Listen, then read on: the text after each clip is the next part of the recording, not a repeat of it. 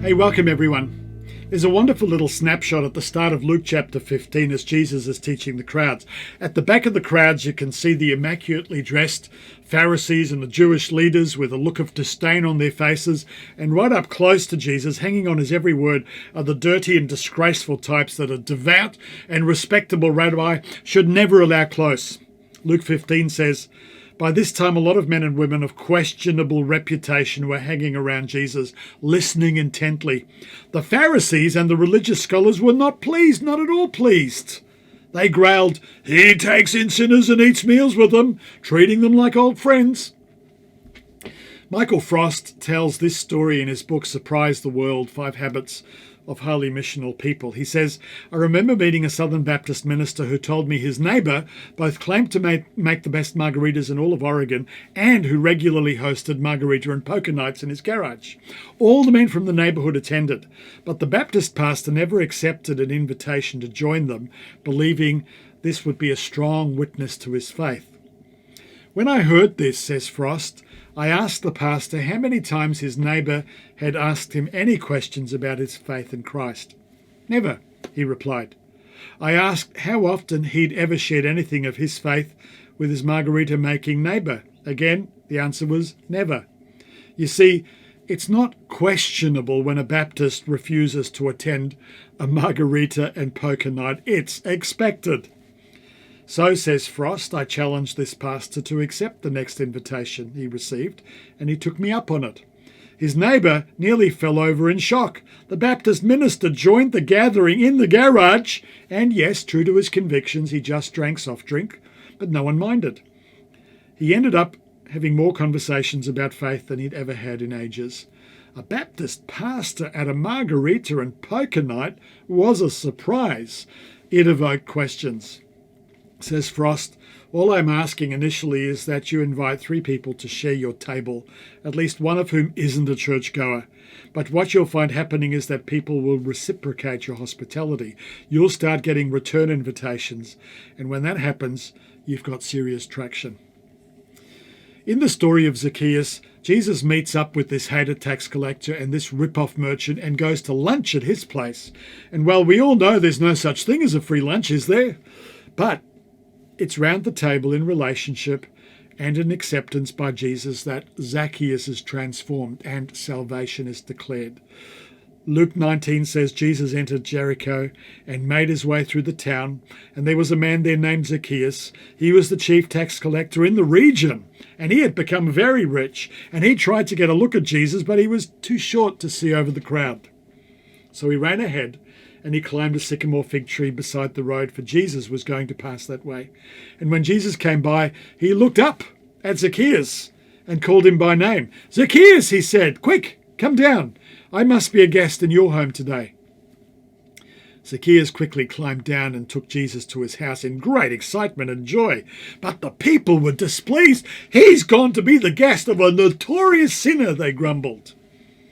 Meanwhile, Zacchaeus stood before the Lord and said, I will give half my wealth to the poor, Lord, and if I have cheated people on their taxes, I will give them back 4 times as much." Jesus responded, "Salvation has come to this home today, for this man has shown himself to be a true son of Abraham. For the Son of Man came to seek and to save those who are lost." The most noticeable distinctive of the early church was its radical hospitality. The disciples, the followers of the way of Jesus, were committed to the practice of hospitality. That is a life of welcoming and loving and serving those, even those who were enemies or aliens. Hospitality used to be the trademark of the early church. It was one of the primary virtues Christians were known for. In fact, early communities of faith redefined hospitality for the ancient world.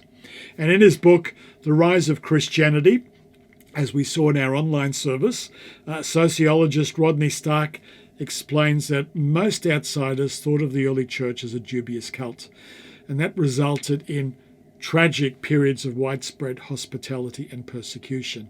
But in spite of that, the church grew. and it spread at an incredible rate. Why did it grow? Well, in large part because of the radical hospitality of these early Christians. During the plague times, it was Christians who took in and cared for strangers who were sick and dying, often getting sick and dying themselves. And this kind of hospitality was just unheard of, and it made a lasting impression on the people around them. The discipline of godly hospitality reprograms how we think and how we feel about the other, those who are not like us, and it changes who we are, because we now includes the stranger and the other. It even includes our enemies. Radical hospitality became a central practice for the early church. Congregations intentionally welcomed those who were unwelcomed by others. They invited in people who did not get invited to other places. They cared for those who did not have anyone to care for them. And as a result, Christians became known for their revolutionary hospitality. This is part of what made the gospel of the early church so offensive to Jews and Gentiles. Writer Rachel Held Evans puts it like this: what makes the good news, what makes the gospel offensive, is not who it keeps out, but who it lets in. Christian hospitality included the people religion and society tried to keep out. And that's our theme for this week: followers of the way of Jesus who practice radical hospitality. Don't judge the religion or the lifestyle or the eating or the drinking habits of those God brings across your path. See the opportunity as a goldmine for compassionate relationship building. By all means, hope and pray that they will come to know Christ for themselves, but follow Jesus' model of communion first, hospitality first, and then watch what flows from that. I remember many years ago, when I was about 6 years old, my parents lived in Beirut in Lebanon. This was in the mid-60s. There had been, and still was, a huge amount of conflict between the state of Israel and the neighbouring Arab states. And there were massive Palestinian refugee camps down in the south over the Lebanon and near the Lebanon and Israeli border. And many of those people had been there for years and years. They couldn't go back home across the border to Israel, and they had nowhere else to go. The Israeli authorities were not sympathetic to them. The Lebanese authorities weren't thrilled at all about having these sometimes quite militant outsiders on their land. Their own leaders used them for propaganda. They had no one and nothing. So every weekend, the members of the small Arabic and expatriates church my folks were part of went down to the camps. Mum, for an example, was a nurse and plugged in with the community health stuff. Dad was a teacher who tried to work with the kids. They were medical volunteers, others who brought food and supplies. And they always got questions in baffled amazement. Why are you doing this? You're not our own people. We're not Christians. We're not even relatives. And then they would say, Israel doesn't care, Lebanon doesn't care, our own leaders don't care. How come you, who are supposed to be our enemies, how come you're doing this? There's something particularly mind-blowing about total selfless love of others, particularly if there's no obvious obligation or relationship, or if technically those others are supposed to be our enemies, or if it's patently clear that they're not going to quickly pray the prayer and convert. I want you to pause the video for a moment and discuss this. Can you think of a time when you were welcomed in by God's people, whether a church or a small group or just individuals who came into contact with you? And secondly, can you think of people outside your normal orbit whom you have been able to bless by your hospitality and interest? And thirdly, what was one thing you remember they did or you did that was genuinely significant, that modeled genuine welcome or genuine care and hospitality so that it touched your heart? Take a few moments and talk about this. Well, deep and genuine hospitality is to be a mark of the people of God. This is one of the baselines or the habits or the disciplines that mark the followers of the way of Jesus. So what is hospitality? Henry Newman puts it like this: hospitality means primarily the creation of free space where the stranger can enter and become a friend instead of an enemy. Hospitality is not to change people, but to offer them space where change can take place. It's not to bring men and women over to our side, but to offer freedom not disturbed by dividing lines. It's about Jesus sitting down with Nicodemus, the Pharisee, or Jesus drinking water with a lost Samaritan woman, or hugging unclean lepers, or partying with hated tax collectors and sinners and zealots. In most of these stories, it's not the high-pressure persuasion, but just the presence and welcome and acceptance and interest of Jesus that affects change. Yes, he did then call people to pick up their cross and to obey his commands, to lose their life for his sake, but that's the appropriate response to the hospitality and acceptance that he's offered. John Piper writes, "As far back as you want to go in the history of God's people, one of the duties of the righteous was hospitality, by which I mean the willingness to welcome people into your home who don't normally belong there." The early Christians met only in homes. They didn't have church buildings. They didn't have professional pastors. People lived out their faith in their homes and in their workplaces. Their elders, it says in Timothy, were to be given to hospitality and to love outsiders. That was one of the skills of eldership. On one occasion, when the political leaders in Jerusalem tried to trip Jesus up, they ask him what they think is a trick question about the law of Moses. So slyly they say, "Teacher, which is the greatest of the commandments of the law?" And Jesus summarizes all of it, every one of those hundreds of pages of rules and laws and precepts in one short paragraph. It says, Jesus replied, "Love the Lord your God with all your heart and all your soul and all your mind. This is the first and greatest command. And the second is like it. Love your neighbour as yourself." All the law and the prophets hang on these two commandments. And then he tells them the story of a man beaten up by thugs and left for dead.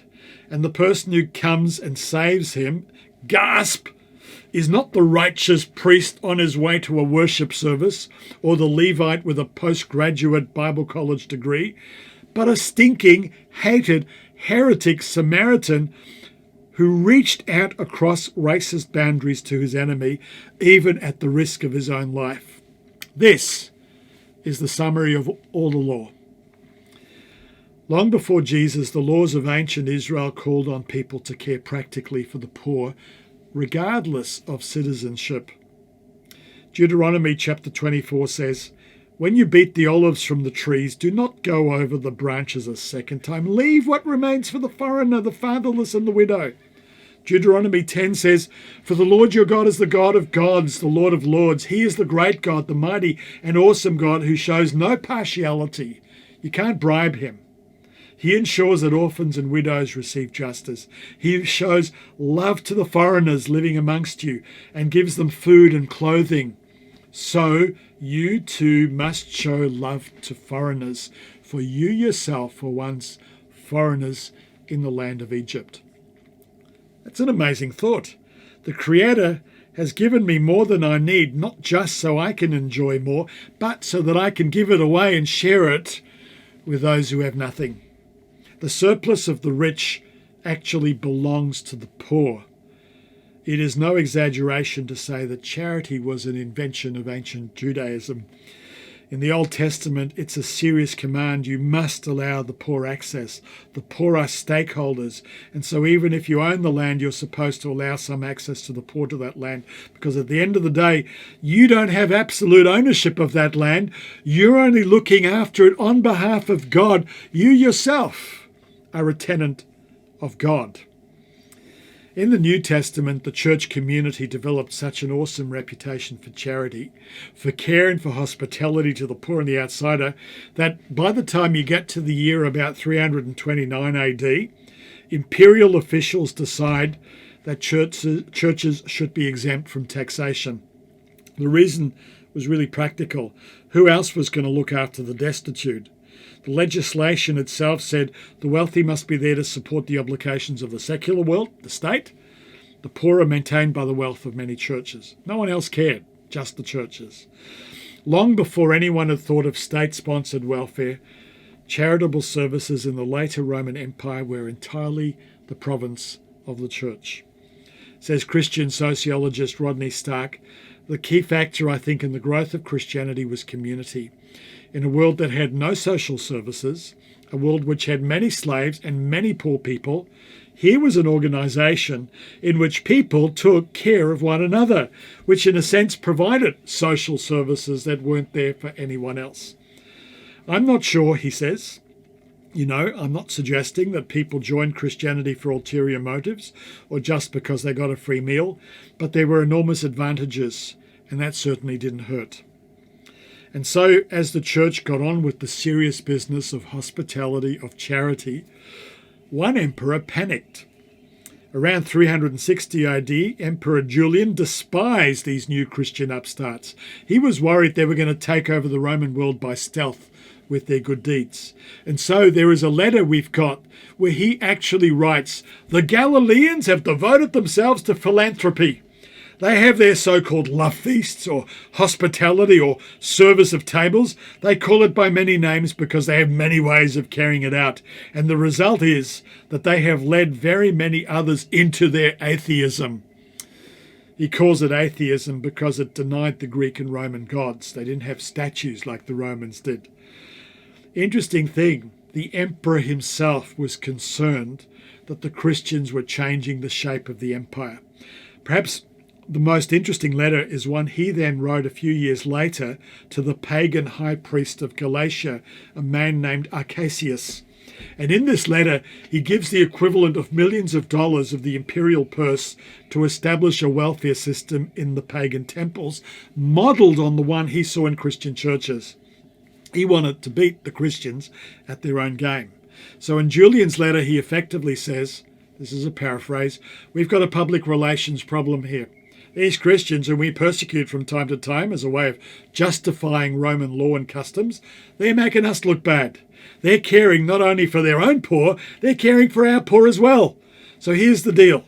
Here's some funding to spread out amongst the emperor in the empire in the emperor's name, so that these Christians will stop making me look bad." Well, Julian died the next year, and so did his totally unsuccessful welfare program. But the church went from strength to strength to strength. You see, pagan Roman culture didn't have the moral foundation, the will, the personal will and the heartfelt compassion that drove what it was that Christians did. These early Christians were distinctive because they were deeply concerned for those who occupied not just the margins, but who lay beyond the margins of society. They exercised hospitality as part of their soul. Care for the widows and the orphans and the outsiders, support of those who were weak or deprived. These things were regarded as essential and, in a sense, a response to God's grace and a response to God's reaching out to us and reaching out to the human race. So this was living and sharing the good news. Interesting, James writes the first book to new believers in the New Testament, wondering how this business of following Jesus would have worked out. These new Christians that James writes to in the letter of James would have had no idea. There's nothing else to refer to. How do you do religion? How do you do faith? And so James writes to them and explains it in a nutshell. James 1:27 says, "Pure and genuine religion in the sight of God the Father means caring for orphans and widows in their distress, and 2, refusing to let the world corrupt you." That's what religion means. What an amazing verse for the early New Testament church. So the question is, so what's true religion really about?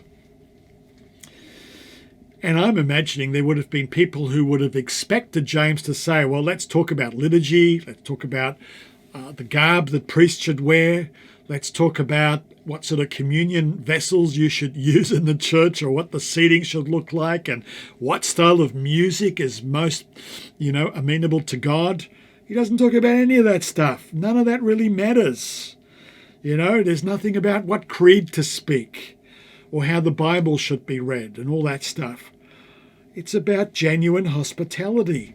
practical, selfless compassion for those at the margins and not getting sucked into the empire's rat race. Early church historian Alan Kreider asked himself the question, why did the church grow at its fastest rate in those first 4 centuries? It's never grown as fast or been as influential as back then. And yet technically they were poor, they were illegal. Members couldn't hold office in the empire. They were often vilified. They had no property, no prestige, no paid pastors, no Bible colleges. They often got painfully persecuted. And as research found, they didn't have any grand evangelistic strategies. Sunday gatherings were often in a home and excluded non-believers. It was just the body of Christ gathering around the table. So the sort of things that we take for granted, seeker-sensitive services, evangelistic crusades, conferences, summits, cool music, smoke machines, visitors packs, alpha courses, killer websites, playgroups, counselling centres, sports clubs, youth groups. None of these things had anything to do with their effectiveness. What Kreider discovers is there were 3 simple things. The first key factor was a deep, deep expression of inclusive community. People were amazed by the love Christians had one for another. It broke all the norms, the social barriers. There was aristocrats and slaves, Jews and Greeks, men and women. All were equal, all were loved. In a world of prejudice and exclusivity, this was crazy stuff. What on earth is a Jew in the same group in as a Greek? Person from this tribe, person from that tribe, a rich person. They're all in it together, and it baffled people. That's the first factor. They loved one another. Second factor was the degree of service the Christians offered to the wider community. They were noted as caring for widows and orphans. They would assist with funerals, and they were present in times of need. And they did this for their enemies as well as their friends. Are you kidding me? What are you doing helping out those vile people? They've got it in for you, and yet you love them seriously and you help them out. Are you crazy? They loved others. They loved their enemies. And thirdly, there was a distinctive lifestyle committed to Christ.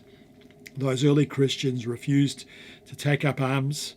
They refused to participate in certain practices and festivals that venerated the emperor rather than Jesus. They sought to live simply. They sought to share their belongings. Jesus was Lord. And these 3 factors fascinated watching unbelievers. Even if they didn't get the theology behind them, people are looking at these guys. They love each other, they love others, and they love their Lord, and they're even prepared to die for it. So the question is this: how will we do that in 2021? How will we throw open our lives and homes and possessions to those in our neighbourhoods and in our workplaces? How will we share food and drink and connection with those around us? You know, the property and the building may have been closed, but the property is not the church. And maybe in a funny way, it's been a good worked experiment to not have the building, because it's forced us to think, well, if I'm the church and you're the church and your home is how God's blessed you to bless others, how do we do it when we don't have a centralized building? Because that's how the early church functioned. You know, the band and our Sunday service, our Sunday liturgy may have been online for most of last year rather than full-on live Sunday gatherings. But you've got to remember that worship is so much more and so much bigger than being together and being able to sing as a group. Great to sing as a group, but that's not the pinnacle. The pinnacle is being the hands and feet and arms and legs of Jesus in the community. We are the followers of Jesus. We are actually being sown into the local community out there. So let's use our homes and our food and our time and our money to worship the Jesus of Bethlehem, who had nowhere to lay his head. Let's celebrate Jesus. Let's proclaim the good news, not just by coming to a Sunday gathering. A gathering is a good place to get inspired and then go back, but by sharing your spirit-filled life and home and gifts and food and hope with those around you, even if they're not your friends, even if they're not easy to like or to love. Let's model Christ-like hospitality. Let's do it out there. The writer to the Hebrews sums it up. Hebrews 13. Keep on loving each other as brothers and sisters. Don't forget to show hospitalities to strangers, for some who have done this have entertained angels without realizing it. Remember those in prison as if you were there yourself. Remember also those being mistreated as if you feel their pain in your own bodies. Give honour to marriage. Remain faithful to one another in marriage. God will surely judge people who are immoral and who commit adultery. Don't love money. Be satisfied with what you have, for God has said, I will never fail you. I will never abandon you. And so we can say with confidence, the Lord is my helper, so I will not fear. What can mere people do to me? Well, why don't you pause the video for a few moments and ask yourself some questions and talk about them together. Number one, ever had a negative experience of hospitality? Maybe you were invited to a social gathering and everyone ignored you, or perhaps you didn't feel like you fitted in, or you were the wrong race, or whatever it is. What did that feel like? How can we avoid doing the same to others? Secondly, think about a positive experience of hospitality. What made the experience so wonderful? Thirdly, who are the Samaritans or the tax collectors in each of our neighbourhoods or our people networks? Who are the ones no one wants to be hospitable to or include? Number four, make a list of people you know or who are in your orbit but who are not in your household or part of our church. Which of them might you need to show hospitality to, or maybe eat a meal with, maybe just 20-minute coffee after work? And lastly, in what ways can we build the habit or practice of hospitality into our lives and into the attitudes of our kids? When I think about what makes hospitality positive, it boils down to this. I feel comfortable being myself. I feel welcome and accepted as I am. I feel not judged. I feel not manipulated into being improved. And that's no small matter. This kind of hospitality is a rare and precious gift. That's why people are drawn to Jesus, because that's how he made them feel. He made them feel accepted and loved as they were. American poet Maya Angelou said, people will forget what you said. They will forget what you did, but people will never forget how you made them feel. Godly hospitality is not simply opening up our homes or our churches to people and saying they're welcome. True hospitality is not merely sharing our food or beverages or resources with them. True hospitality is making other people feel comfortable being themselves. Hospitality is opening ourselves to receiving people as they are, moving us from our self-preoccupation to paying attention to them, to who they really are, people made in the image of God. Saint Benedict was a Christian leader who lived around about 400 AD, and he wrote this as part of his rule for living. Let all guests who arrive be received like Christ, for he is going to say, I was a stranger and you welcomed me in. That's a quote from Benedict's rule, which is a foundational expression of the principle of hospitality at work. Imagine, I am called to welcome in every stranger who comes to the door as the face of the divine. Consider what that implies, that everything or everyone that seems strange or foreign or uncomfortable is the place where God especially shimmers forth. This hospitality applies to those who arrive at the door of my outer world in terms of people and experiences that I might find difficult or challenging. Instead of being able to say God only appears in what is familiar, only in people who make me feel good, only people who make me feel safe and look like me and sound like me, hospitality calls on us to extend ourselves and to take a risk. Let me finish up with this. I love that mysterious verse in Hebrews chapter 13, verse 2. Don't forget to show hospitality to strangers, for by doing so, some people have shown hospitality to angels without knowing it. You don't know who that shabby stranger is who is standing homeless on your nature strip. He may look like nothing, like the very least of these my brothers. But behind those old clothes and those haggard eyes, Who might it really be? One of my favourite Christian authors is British writer Adrian Plass. He's written a number of different books, you can Google them. But he wrote this wonderful poem called Angel about this intersection between being hospitable and being blessed. It's a poem found in his book An Alien at St Wilfrid's, which you can find in the shops. I found this audio version of it online. So as we conclude for this week, God bless and enjoy this poem.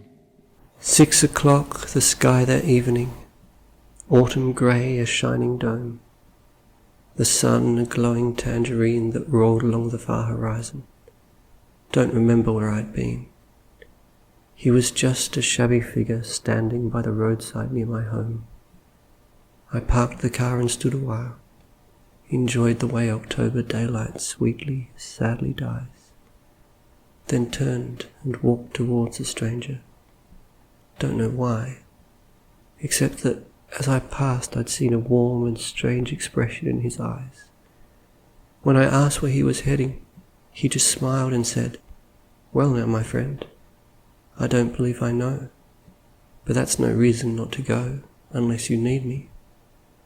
Come eat with me," I said, "and stay a while. There's food for two. The sofa makes a fair to average bed." He said okay. We went inside. I lit the lamps and poured some wine. We talked, and soon some orphan hope broke down the wall and wept through every stumbling word of mine. How the darkness circled round us like a disappointed foe. It crouched and waited hungrily. It filled the space behind the lamplight. We were safe inside the glow. And the wine was more than nectar, blood red in the gleaming of the fire. His touch upon the bread disturbed me, something far beyond recall, or underground. And then a smiling benediction seemed to fall and work a little miracle, a relaxation in my heart. I heard a sound, my own voice live with wakened passion breaking with a nameless yearning, like a long-forsaken child who is sick of running wild in desert places. "Where's your home?" I asked. "Perhaps one day I'll visit you." His eyes were burning coals. He whispered, "Yes, I hope you will." He slept. I wandered out. The air was cold and clean, and looking up for one eternal moment, I felt homesick for a place I'd never seen.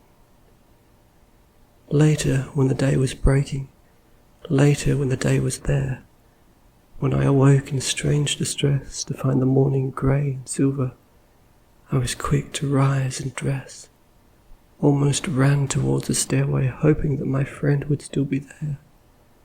But far away and in my mind, I seemed to hear a restless ocean sighing to the shore, a sound like giant wings in motion. Down below, the sheets and rugs were piled neatly. Too much money lay beside the door.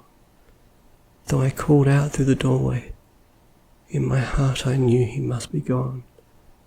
The silence was profound, and the countryside around was cold and empty. Just one more day, I said. He could have stayed. To leave so soon with countless questions waiting to be asked. I closed the door. Inside, the fire was dead, but in the silent air, a gentle warmth caressed the autumn morning as it glowed and loved and softly lingered there. And the words he spoke that evening were so full of love and light that the agony inside me was attacked and put to flight. And you may believe I'm crazy, and I may believe you're right, but I think it was an angel I entertained that night.